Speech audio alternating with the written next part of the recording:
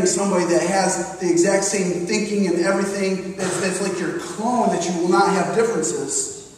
The health of the marriage is determined about how you handle those differences. Isn't it? So here's how we fight. Here is the 5 ways that we fight. The first is, I leave. We get frustrated and we just leave.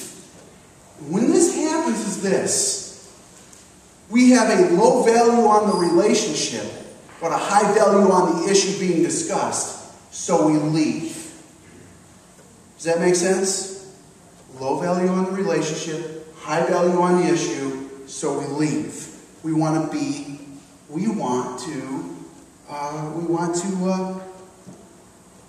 right.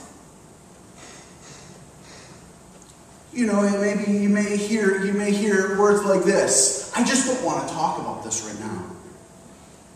I don't want to think about it.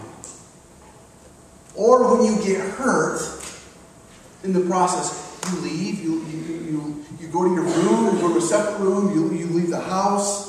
The problem is that it never gets solved. How many people have left in an argument? I know I have. The second way that we fight is this: I look out for myself. This is, I'm looking out for number 1. Remember the old Western duels? They stood back to back and they had pistols and they did 10 marches, and then you turn around and you unload. You unload, and the whole goal of that was to win. The same thing is true here. I look out for myself, and I don't care if the other person is injured in the process. The goal is to win at all costs in the middle of a conflict. The next thing that happens in a fight is I win. The goal is that I win, or I let you win. I let you win. I lay down my agenda, and I let you have your own way. Oh, you're right. I'm sorry. You're right. Oh, you're right. You know what happens when this happens in the family unit? Is the person that says, oh, I just let you, you're right, I'm sorry, I'm wrong. That person gets littler and littler and littler. Well, the other person gets bigger and bigger and bigger, and there's no health in that relationship. The issue's not solved in that. It's not truly solved.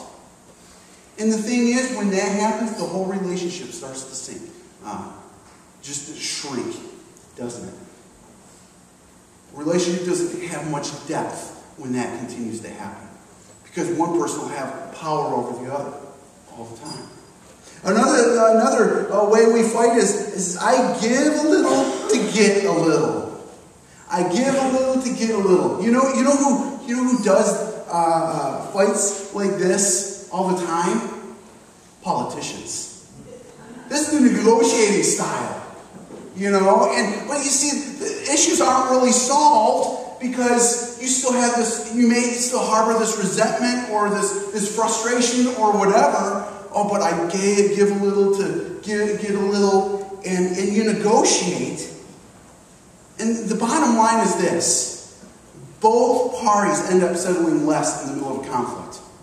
And it's God's desire in God's heart is that He wants the best for that relationship, not what's less. Or you have this, that we look out for each other. That we look out for each other. This is where we're going to camp on. We look out for each other. Check out what it says in Philippians 2, verses 3 and 4. Do nothing from rivalry or conceit, but in humility count others sufficient than yourselves.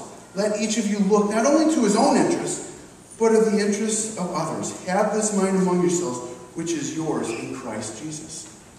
When we look out for the interests and the feelings of the other person, then we can start getting below the surface. But the thing is, we never look out for the other person. Chances are, every single one of us, we look out for ourselves in a conflict. No matter what the conflict is, we look out for ourselves, me included. And this, Philippians 2, is God's method for fighting. Let's take Jake and Amy just for example. Okay, Jake and Amy, if this is their method of fighting, instead of looking out for their own interests, and they look out for the interests of the other person, what may have happened? Well, first, Amy probably would have not left Jake in the first place and stole his truck. Jake would have answered her calls, and there probably would have never been a fight in the first place. Or suppose she still drove off, and Jake still didn't answer her calls. What would the conversation be like if they looked out for each other in this? Well, Jake would have apologized for not getting up and getting into the truck faster.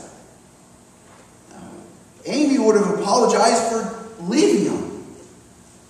Jake would have apologized for not answering her calls. The argument would have been over before it even started by looking at the interests of others.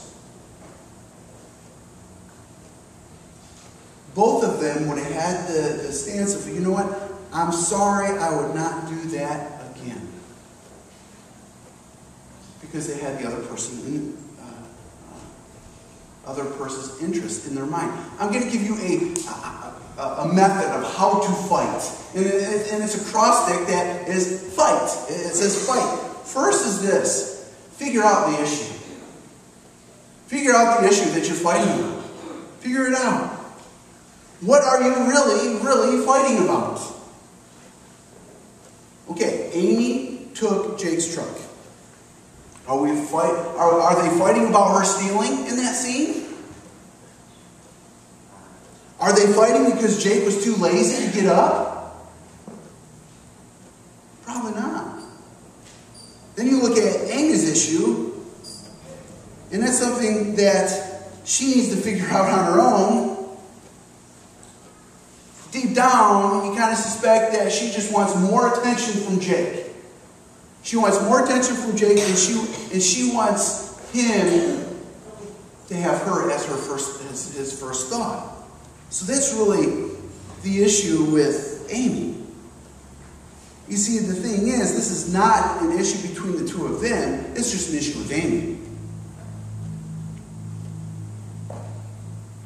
You see, Jake could have helped her and talked with her and helped her solve it.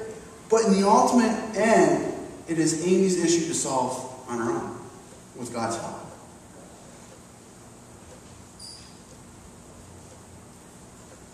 What she really needs is the peace and the security that can only come from God, not from a boyfriend, not from another person. Deep down, that was her issue. And that was kind of projected onto Jake throughout the whole movie. You see, in Jake, you look at him, he's wrestling with the suicide of his friend, and his parents' marriage is falling apart, and there's so much stuff kind of going on in his life. But the thing is, that's also not an issue between Jake and Amy.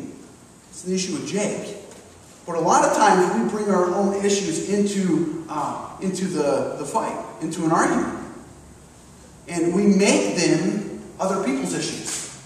The reality is that we have to deal with those issues on our own with God's help.